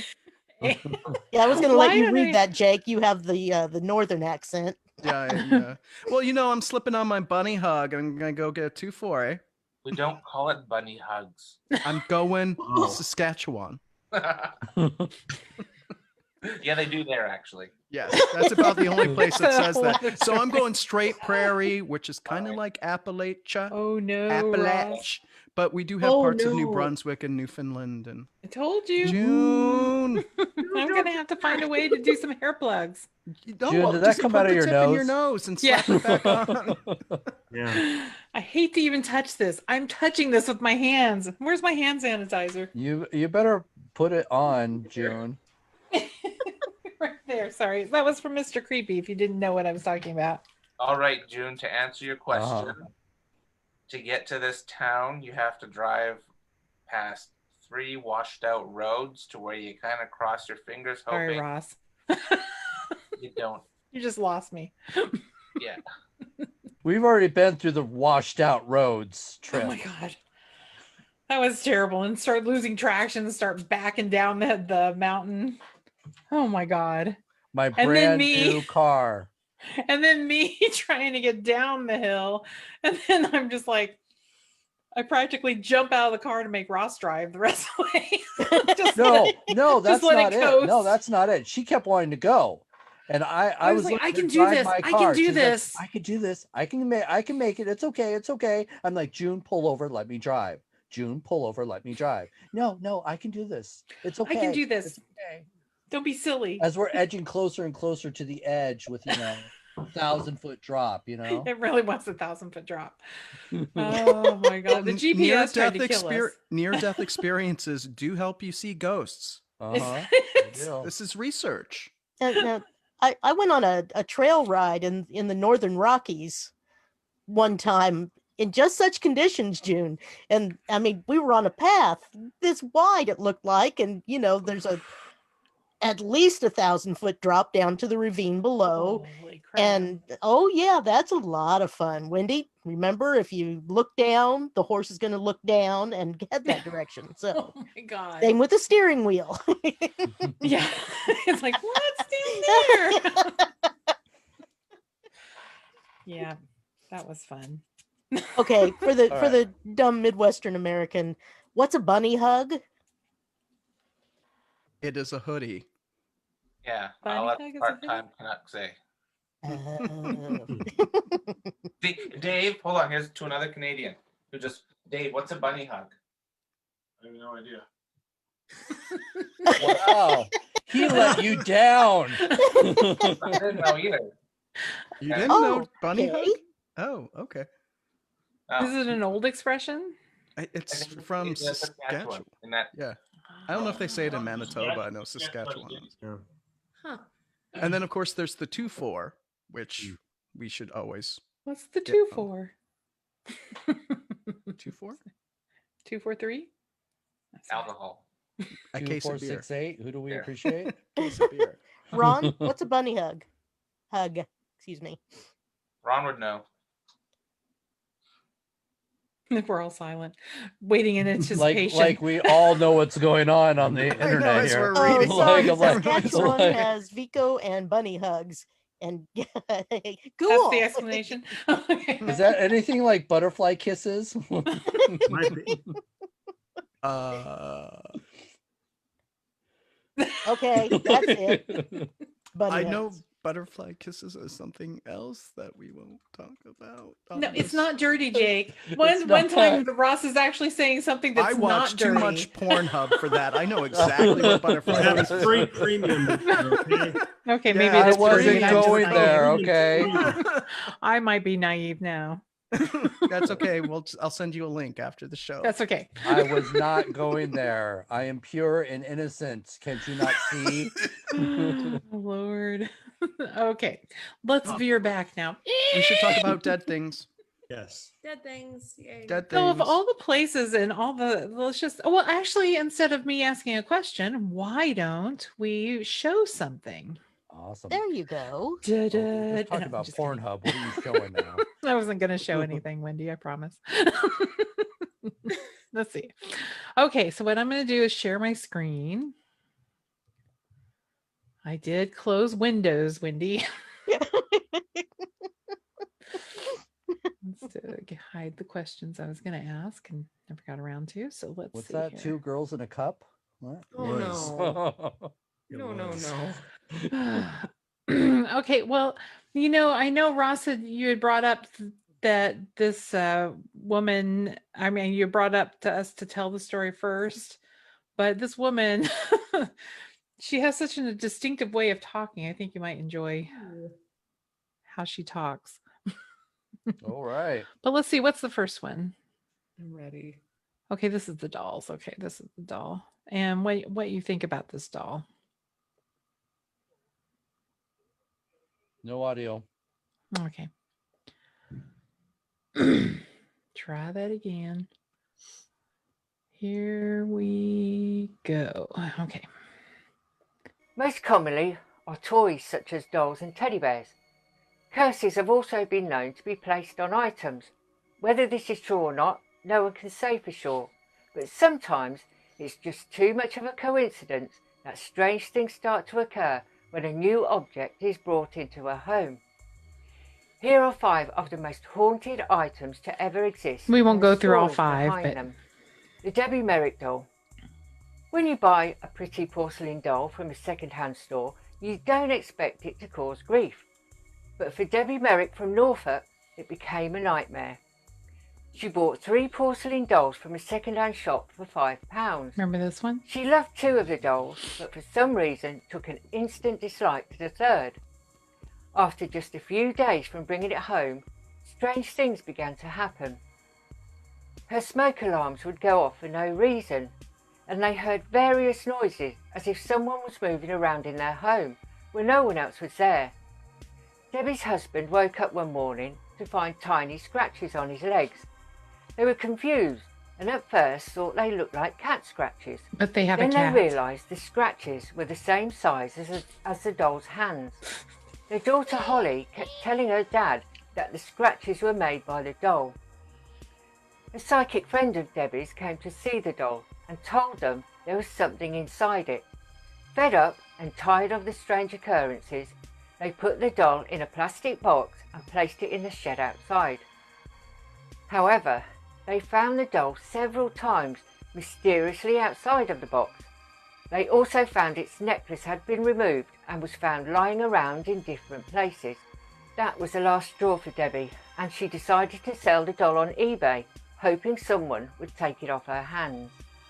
After a bidding war, the doll eventually went to Lee Steer. According to him, 2 days after receiving the doll, he also began experiencing unusual occurrences.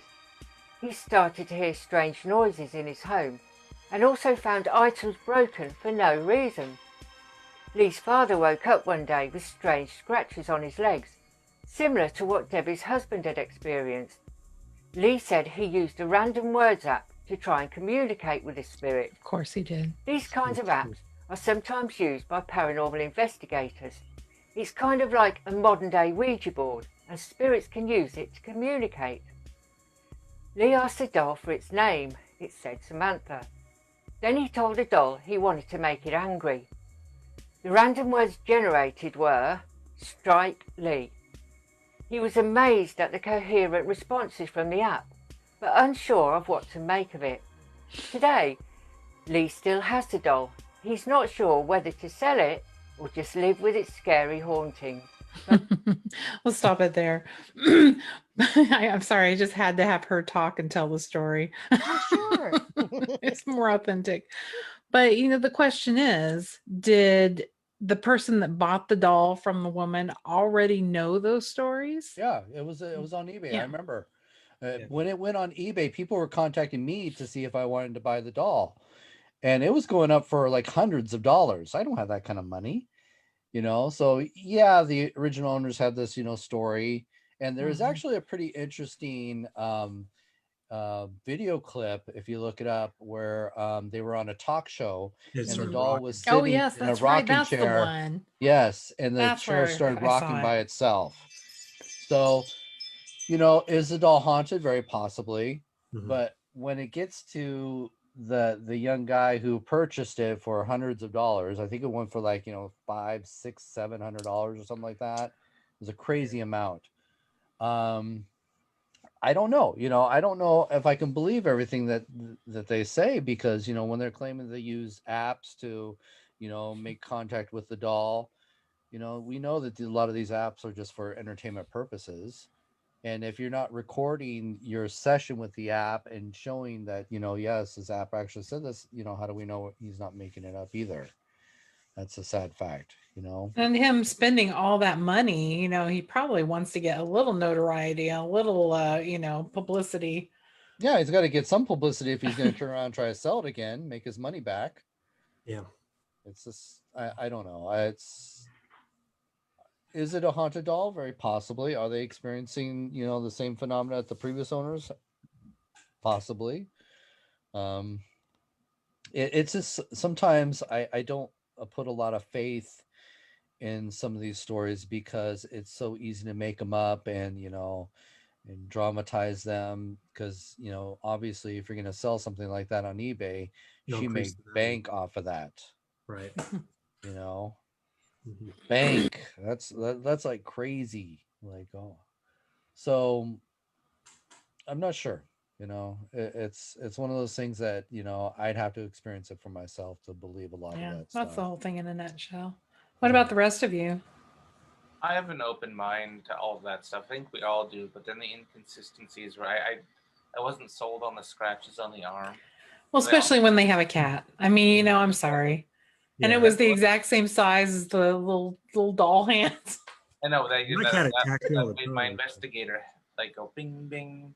Mhm. And then also with using the apps, I don't believe in the. Yes, people like to use spirit boxes, but when you use those apps, like Ross says, they're completely generated.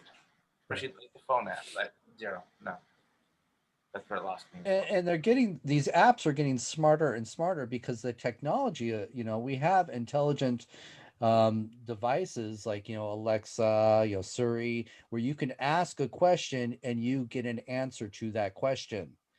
That all could be applied into all the software that people are using for these apps as well.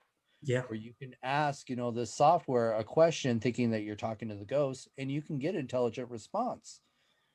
Especially all Because, these people modifying ghost you know, hunting equipment too. People smart mod stuff all the time. right.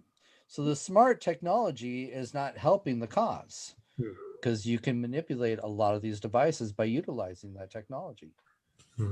If I was that concerned of it, if I had that doll, if I was in our situation, I would invite a third party team, someone like Ross, me, you guys, to come in and check and do a proper investigation, a non-judgmental investigation on the object, and see what the findings are from that. Yeah. Impartial investigation is always good. That's always good. Especially a group that really is more scientific. Can't be fooled easily. Right.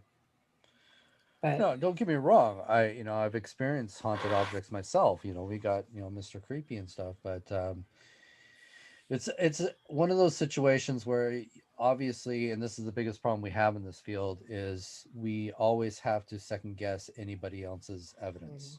yeah. Because we don't know how they collect it, how they actually investigate, so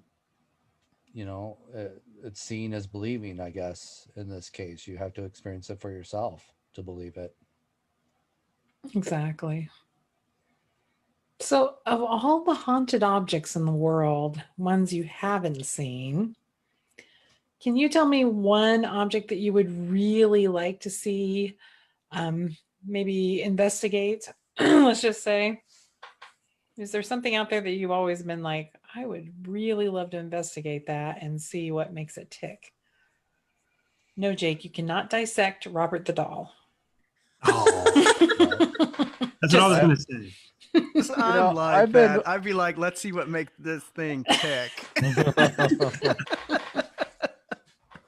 For Boys, me, yeah. I've been fortunate enough that I've got to visit a lot of them. I got to visit Robert the Doll, being in Miami, or not Miami. God, Key West. Yes, I'm going to say Florida. Yes, but I guess there is a bit of curiosity when it comes to the Annabelle doll. I've never met the Annabelle doll. I know the stories, being that we wrote about it. But otherwise, I think that's the only doll that I can think of that I guess there is some curiosity to see what's behind that. See if she can write "Miss Me" with her little, mitten hands. Yeah, me and Dan's there. Yeah. And that's interesting too. I know she's locked up in a case. Well, and that's another thing that I just have issues with is She's like on tour. it's the fact of the matter is, the Warrens put a lot into that case, being that she was locked up, do not touch, and now Annabelle's on tour. Yeah, You she's know? on tour. Since Ed and Lorraine are now gone, now Annabelle's on tour. Yeah. So is she really that dangerous that Gotta pay the bills, or hanging out with her, having dinner with her, and all that fun stuff? She's having the time of her life. Yes. Excuse me. That may speak of mental instability with whoever has her now. Well, it's actually their daughter and son-in-law. Ah, okay. So, yeah. Then it still may be mental instability. I think in that situation, as much as they've built up the Annabelle doll, the only thing that just kind of tarnishes the reputation is now, Tony's taking the doll all over the place. Whether he is not concerned, I don't know. There's Tony personally. I've only worked with the Warrens, a few times, so I don't know. So I guess there's that curiosity. They probably have a priest traveling with them and blesses them and has the holy glass. And it was $300 to have the doll with you for 1 hour by yourself, is what I saw. $300. Wow. Come on, Mr. Creepy. What's wrong with you? No, don't do that to him. I'm just kidding. Okay. No, I'm just kidding, Mr. Creepy. Yeah. When she wakes up in the middle of the night and he's sitting on her chest. Yeah. Yeah. He's gonna go back into his little soft box. Little cell, yeah. I just thought that was weird as could be because that dude, his Tony, I believe was his name. Yeah. Doing that, he was charging $300 to have 1 hour with the doll. I'm like, I don't want to know what people are doing with that poor thing. No, and that for me, I think that affects the credibility of the doll. The Warrens didn't do anything like that when they were alive. That doll stayed in the case and it was there permanently. Right. And now, that Tony's, obtained the museum, I think it affects the credibility of the doll. If it was so threatening and, possibly tried to kill people or did supposedly kill somebody, then, why would you put all these people's lives in danger? In your own, But then Zach Bagans touched the doll and he's still alive. Didn't he get possessed? He got a Lamborghini after touching that doll. Maybe that's the curse for the rest of us. Yeah. Are we sure he's alive? Oh my God. Did I say that out loud? Sorry.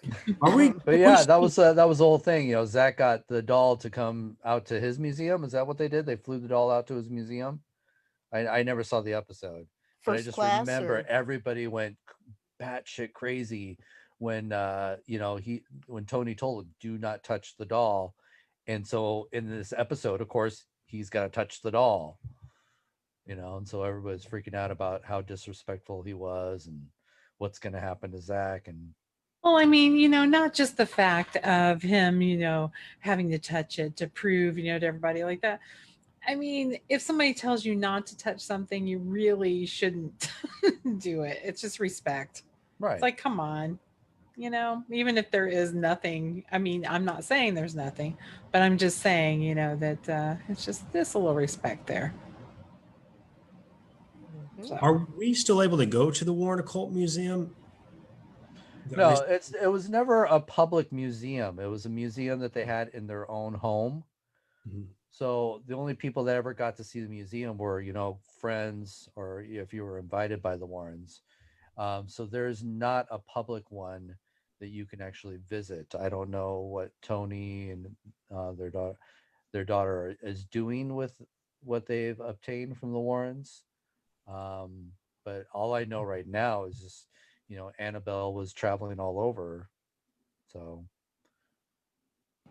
Well, what about the rest of you? Haunted objects. Shall we let Mike answer, because I think he's going to have to bounce. He's going to out have to of the jump picture off shortly. Yeah. I have to vacate after my answer, but my answer would also be Annabelle. Just a history with the Warrens and that has me attracted to wanting to investigate and experience Annabelle. A close second would be Robert the Doll. Yeah, if I could ever had the, but I would want to do it properly. I'm not going to pay $300 to have an hour with Annabelle. It's kind of weird.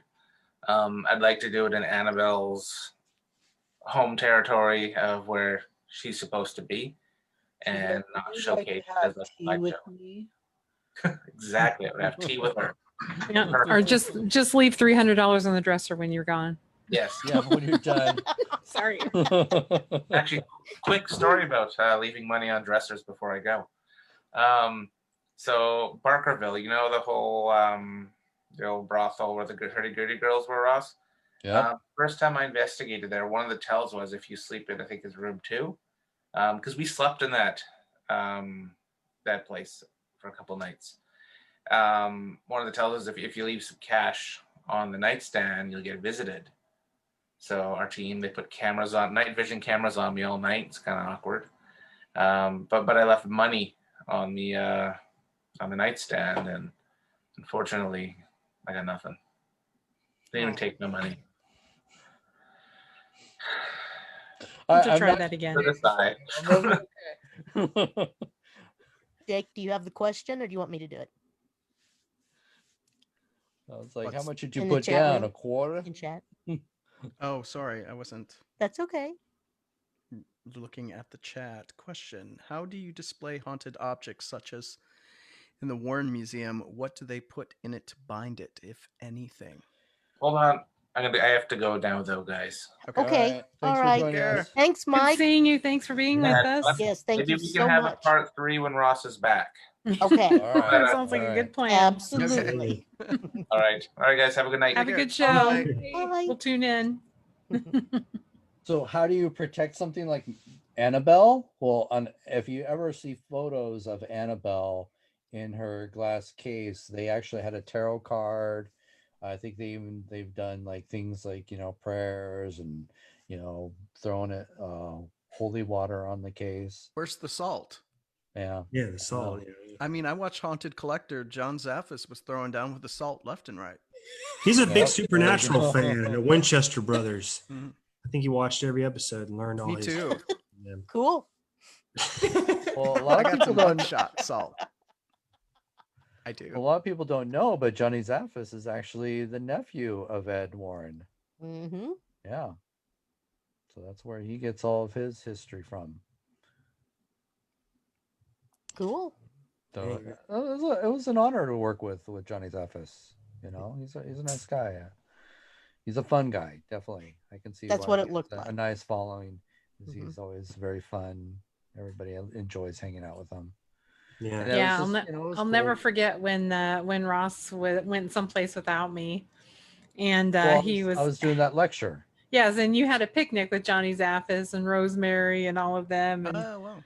and Johnny say, let's FaceTime her or something, and then all of a sudden it's like they were FaceTiming with me, and I was like, I have no makeup on, Ross.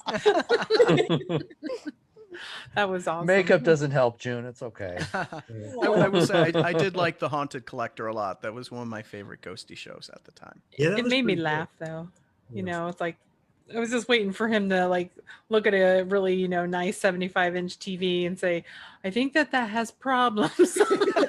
I'm going That's to my take it line, away. June. You took mine. Yes. Like we just saw in Scooby Natural when we did Ghostly Cinema. Yes. If it was a possessed TV, they had to smash it.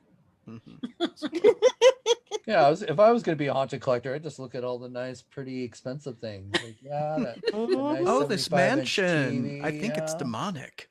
It's evil. You need to move out and let me move in so I can take care of everything. I can keep it all at bay. And you'll still pay the taxes and utilities, right? Okay, perfect. Right. Demonic house sitting for the beginners. right. Yeah. Hey, there you go, Wendy. She can start advertising. No. Demonic house sitter. Yeah. Oh What my. is it, a little nanny TV show? Well, watch your demons. Oh. There you go. So does anybody else want to add anything, Mike Madysen, about So for haunted dolls, or it just haunted anything, haunted object anything? haunted objects, haunted dolls, for me personally, you know, that's just one of those things that I've never really studied that much about, unfortunately. I guess for haunted dolls, yeah. I mean, Robert the Doll is something I've always wanted to go see. Annabelle, not as much. I had the opportunity to go see Annabelle, but when I found out how much So that you didn't have $300? yeah, I didn't. No. I looked at that. I started laughing, but I was like, $300 to ghost hunt the doll for an hour by yourself, but you can't open it. I'm like, Yeah. I just, there's no way in hell I would spend that kind of money to go see something like that. Well, the thing that gets me is, you know, a lot of people in this field don't have that kind of money. Right. Yeah. You know, you get a lot of people that are, you know, that struggle, you know, are paycheck to paycheck type of people. These that ain't are, real that are in the diamonds. field. Yeah. Yeah. So I think I wonder how much he actually made off of that situation, you know. Probably tons. Maybe Probably enough teams to came retire. together, you know, and you know, corralled their money, but I don't see a lot of people in this field dishing out $300 for an hour with, you know, Annabelle. Yeah, that was a while ago. I don't know how much it is now, but that was probably, I had the opportunity to see her. It was 4 years ago, maybe. I don't remember when that was, but yeah, I was gonna go drive up, see her. I forgot. I think it was on tour to Ohio, so I would have to go drive up there, spend the money on gas, get a hotel, and then spend $300 to look at something. It's just like, you know, I'd rather go to a haunted castle, a haunted building, and not discrediting Annabelle by any means, but definitely. Well, I'm not either. You know, I just think, unfortunately, the situation, Hollywood, you know, just kind of tarnishes the Annabelle legend. Yeah, Hollywood's You know? definitely tarnished it, and You know, and I'm not trying to say anything bad about Tony or anything like that either. No. It's Totally. just, you know, maybe just the Warrens were just more strict when it came to Annabelle because they had so much belief that this doll was so evil. Right. You know? I would love to investigate Annabelle one day. You know, if I ever had the opportunity, I'd love to see that doll. I'm more afraid of seeing Robert than I am of Annabelle. I know that's kind of strange because those that don't know, it's based off. Well, Child's Play was based off of Robert the Doll, which is one of my favorite movies of all time, Chucky. So, you know, so I'm more fascinated in seeing Robert than I am Annabelle. I know that's kind of. You just have to ask his permission. If you can take a picture and So, you know, that's all. I can say one thing though, it'll be a lot cheaper to see Robert than Annabelle. Yes. Yes. So I will say my mother-in-law did go to see Robert in Florida. Oh. And it was the cheesiest thing you could imagine. From crappy tour guides to just the setup. She was just like, really? This is what you do on the weekend? Just like this. Yes. There was a haunted video game, and it was an NES game, I believe. Gosh, I wish I could remember. Wasn't Jumanji too? Not Jumanji. I'd love to see a haunted Jumanji. He gets sucked in there. I'm trying to remember. It was in a book I read. It might have been Ross's book. I don't remember, but it was a haunted video. I'm trying to think that was. Do you have any haunted video games with the objects? I'm trying to remember. Toys? There's a few games, I think. Well, a video game. What was it? It was an arcade game. It wasn't like like But then Pac-Man. there was a story I know that David wrote about like a haunted NES or something like that. Yeah. Yeah. I remember that he wrote that story. I don't know all the details about that. Yeah, it was talking about how kids would play it and they would die. You know, literally. Oh, sorry, I didn't mean to laugh at that. I know. It's just like, I read If really? you played the Atari ET, you would die. Yes, that is a very hard game. But you know, but no, like you would play the game, sit down, and you would die in your sleep, or it was just something crazy like that. That sucks. I know I wouldn't want to play the game, but I'd get a picture next to the game. That's horrible. Yeah, but well, guys, our time has flown by again. And we didn't cover any of the questions, did we?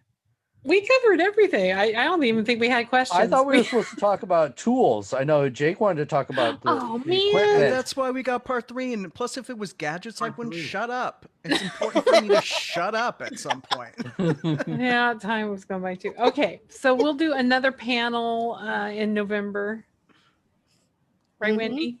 And I'm putting together a witches panel as well on the 11th. We'll sing. I believe we'll have the lovely Madysen with us as well. I'll be She'll be there. there. Yep. Cool. Yay! I will be a ghost tour guide this year at Shakers, believe it or not. Awesome. Ooh, Fun. Has contacted me and asked me to do the tours. So I'll be showing, I guess, like the Jeffrey Dahmer areas, all kinds of stuff. So I'll be doing that. Ross, I believe are you coming to Milwaukee November? Bob messaged me briefly. I was gonna try. Okay. I was thinking about flying to Milwaukee after my visit to the East Coast, but it was just gonna cost me too much money. Right. He was saying that he was wanting to shoot YouTube for 2 days of filming there at Shakers. We'll plan a trip. I'll come out, now that you guys are out there, and I'm sure I can crash at your guys' place. Of course, man. Yeah, we got a separate room, air mattress. Okay. Little tent in the backyard at least. Tent in the backyard. Yay. 10-degree weather. Things. No camping. Yeah. Money's just tight, because I'm not able to do tours. I'm not able, lecturing. I'm just surprised I got, a few virtual lectures, and I got one, in-person lecture. So normally I'm out there doing, 15 lectures, and I'm gone for a couple months. So things You are could tough do a right lecture at UW-Oshkosh because I'm going to school there, and it's half a mile from my apartment. Well, if you set it up, I'd be more happy to do a lecture. I'll talk to him. I know COVID kind of shut a lot of it down, unfortunately, but maybe I for can free do an that event way. at Shakers. It'd be fun to do an event at Shakers. So Yeah, it would. So so we'll plan a trip, and I'll go out there. It's just right now I couldn't make it feasible paying for 2 tickets to fly out. We can drive out there when the weather's better. June. Really? Yeah, I know it's. I don't want to get on a plane July. right now. it'd be about July when the weather gets better out here in these parts. I heard the mosquitoes up there are big enough to carry like me and my dog away. So in the summer, Well, it'll be faster to get there then. Without COVID. I would love to drive out there. I have no problem with road trips. Yeah. Hey, at least it's closer than Knoxville, so closer to you guys to Knoxville. How long would drive it to Milwaukee? As we come to the end of the hourglass, June's gonna be the party pooper. these are the days of our lives. We have the after show. The after show. Oh my. No, it will not be recorded. No, exactly. Yeah. So they'll stop people from getting government clearances. Yeah, they'll be coming after us. So how can people get a hold of you? I know we covered it last week, but let's do it again just in case we have some new peeps listening, watching. Well, I always encourage people to find me on Facebook, Ross Allison Ghost Hunter. It's always good to follow me, and I do a lot of live feeds from all the places I travel to. So I'm sure I'll be doing some fun little adventures while I'm on the East Coast. So watch for that. Probably check out my books at Amazon.com. And I got quite a few books up there. And also too, I always encourage people, if you've read the books, please post a review. We'd love to see your reviews. So, and then of course, ghost.org for the group's investigations. We got a fun event coming up on Halloween. We're going to be doing a live VR event. You don't have to VR goggles, but you can definitely check it out at the historic Everett Theater. So June's going to be hosting that event. So that'll be a fun little gig. Gonna dress in period costume. Yep. And we're always doing a lot of online events at Spooked in Seattle too. Being that we can't do tours, we're always doing fun classes and little lectures and stuff. Tea and true crimes. So yeah. Well, we could make these pay-per-view, like Chris in the chat room says. $9.99. Yeah. Just like your old tours, only, virtual. Yeah. Mm-hmm. All And right. Mike and Madysen? You can find us on Facebook and Instagram as Creepshow Paranormal. And then, as I mentioned last time, we have been partnering up with Bob Weiss from Shakers, and we've been doing some YouTube videos with him. And after watching our last YouTube video with him, we actually found that we caught things unexpectedly. Oh, that's It was cool. always a little pleasurable experience. We were on the Telemundo. It's the Spanish Wisconsin News Network. So that was Nice. Oh, that was really interesting. Very cool. Which was a complication, but that's Yes, okay. we will working on it. And Mr. Jake. Just head over to my website, ghostlyactivities.com. Use contact me. There you go. Awesome. And Miss Wendy. Hey. Through Mystic Moon Cafe. .com or Facebook. So, yep. Anyway. Cool. So June, how do your stalkers get a hold of you? Same way they get a hold of you. June Tough Broad Nixon. Madam June. No, that's a whole other website. Never mind. Ignore that. That's her kink.com. Now they definitely are going to be stalking you. Just go to ghost.org. There you go. Good. Find us on Facebook too, all that stuff. So. Well, next week, I think that we're going to do spooky story night. So if you got your spooky stories, bring them. And we'll wear costumes too. Yes, costumes too. and yeah, just let us know ahead of time if you want on and want to tell your stories, and we'll generate the link and everything, and it'll be fun. It'll be a fun Halloweeny show. Halloweeny shows. Yes. Yes. All right, everybody. Stay safe. Have a good time. Everybody, I don't know. Try not to, get exposed. Don't expose yourself. Yeah. And have a wonderful, wonderful week, and tune in next week. That's right. Good night. Oh, Chris just brought up a good topic. I haven't been following it close, and Jerry has it, but we've got those the witchy boxes that we prepared to and sell, the witchcrafted with the moonstone pendulums. Excuse me. Yes. There's several different incenses, candles, all kinds of fun stuff. Cool. Yep. Mm-hmm. Put that link up. Anyway, all right then, guys. We will talk to you all next week. Bye. Take care. Good night. Bye. Bye. Y'all come back now, you hear? There.